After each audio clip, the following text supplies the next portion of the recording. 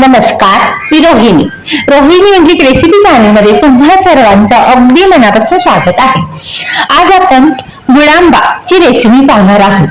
गुळांबा मी पूर्वी दाखवलेला आहे. तो गोड आहे, अगदी जॅमसारखी त्याची टेस्ट आहे. आणि आज मी जो तुम्हाला गुळांबा दाखवणार आहे तो अगदी चटपटीत, आंबट, गोड, तिखट. जेवणाच्या ताटाला तुम्ही जर घेतलं तर जेवणाची लज्जत वाढेल असा हा गुळांबा. साहित्य पाहूया. मी 1 छोटा बाउल कैरीचा किस घेतला आहे आणि पाऊण बाउल गूळ घेतला आहे. बेडगी मिरची पावडर 1 चमचा घेतली आहे. त्यानंतर मीठ घेतला आहे. 4 मिरी घेतली आहे. 2 लवंगा आणि दालचिनीचे छोटे 2 तुकडे घेतले आहेत. प्रथम कढई गरम करूया. आता आपण यामध्ये 1 चमचा साजूक तूप घालत आहोत.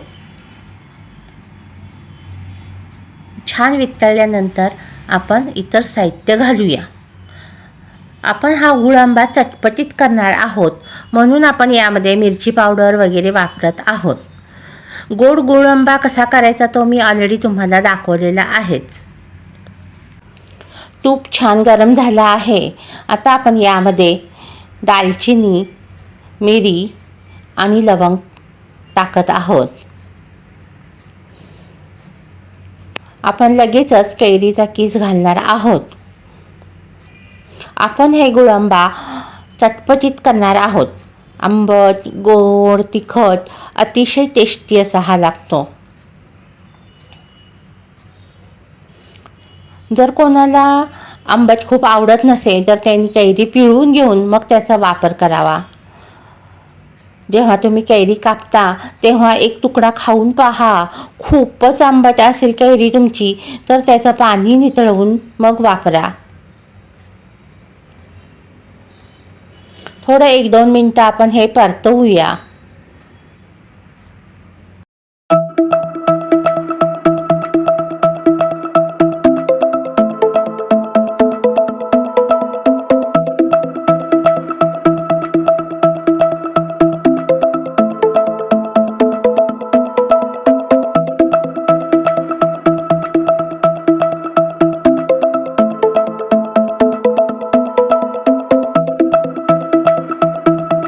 आता आपण गूळ टाकत आहोत. गूळ छान वितळवून घेऊया.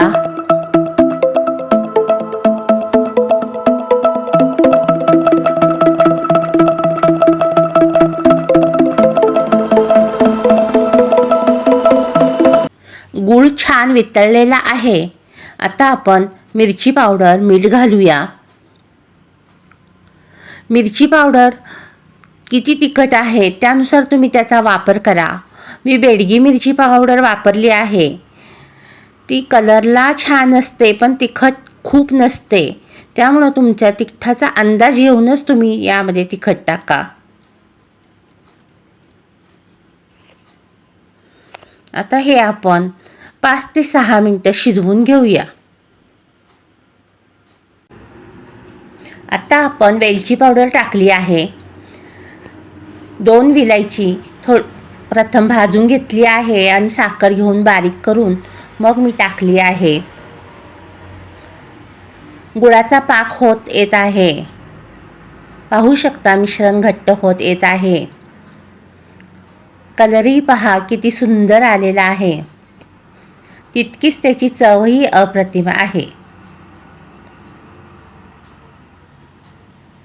मंद आचेवर 5 मिनिटं शिजवून घेऊया. 5 मिनिटं झाली आहेत. आता आपण पाहूया. मस्तच झालेला आहे आपला गुळांबा. चटपटीत, आंबट, गोड, तिखट असा आपला हा गुळांबा तयार झाला आहे.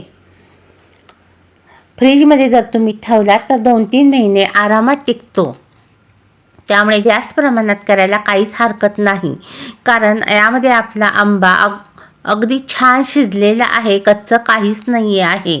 त्यामुळे टिकायला सुद्धा हा तितकाच चांगला आहे.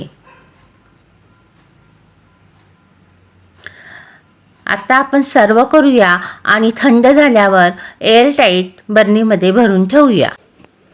आता आपण सर्व करूया आणि थंड झाल्यावर एअरटाईट बर्नीत भरून ठेवूया.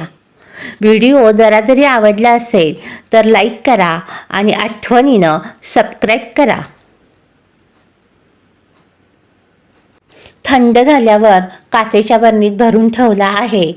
पाहू शकता किती मस्त झाला आहे.